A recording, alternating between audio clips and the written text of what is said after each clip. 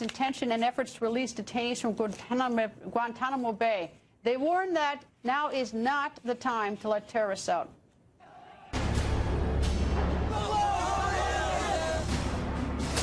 Now is not the time to be emptying Guantanamo with no plan for how and where these individuals are going to go. We know for a fact that roughly 30% of those who have been released have re-entered the fight. What did we learn from Paris?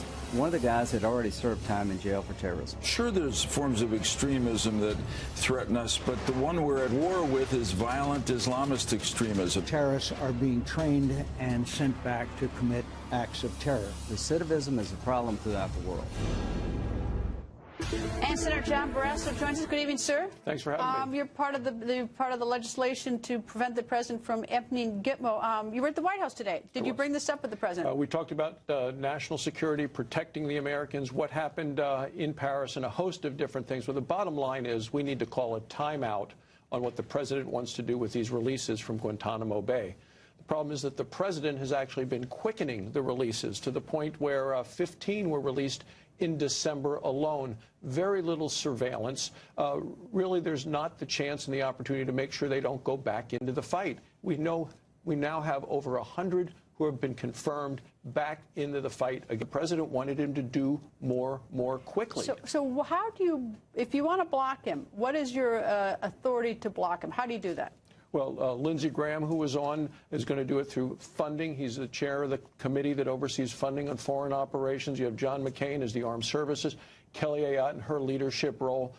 The upcoming discussion and hearings are going to be consequential with the nominee for Secretary of Defense, who has to sign off on these things. But we have legislation proposed today that says no releases of these serious or even moderate threat candidates in terms of going back into the fight who are currently being detained, no transfers into the United States, legislatively blocking that, no money for additional transfers, and no one into Yemen, which we know is Al-Qaeda in the Arabian Peninsula headquarters. You know, I would think that right now that this would sort of be put on the back burner tactically by the Obama administration, because when you look what happened in Paris, the two in Paris who were at the magazine, apparently they previously were incarcerated and they got radicalized there and they got out. So I would think just politically that it wouldn't be good timing. You know, if the president wants to do it, they at least wait a couple weeks till we forget this. But I mean, in light of what happened, it seems like a rather awkward time to be trying to release Gitmo.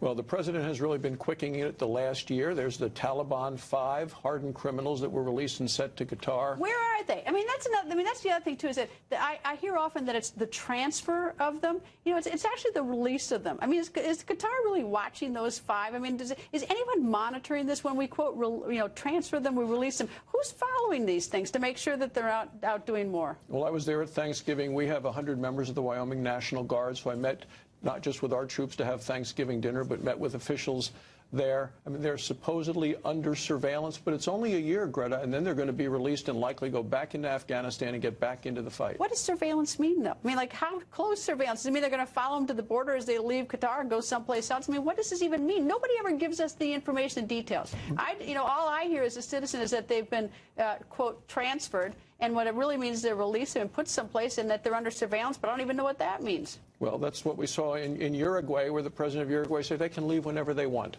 So this has not been a transparent administration. They have really been very quiet about how they do this. And the American people, I believe, have been kept in the dark. But the risk is to the homeland. That's the risk when we have this many people going back into the fight. I think at a very minimum, the American people at least ought to get the full story. I mean, not let the chips fall as they may, but I don't feel like we're getting the full story about what's really going on, who's being released. We don't get any notice as to when they're being released. We don't know where they're going. We don't know what the surveillance means. We know absolutely nothing. We hear about it after the fact. But I'm taking the last word on that.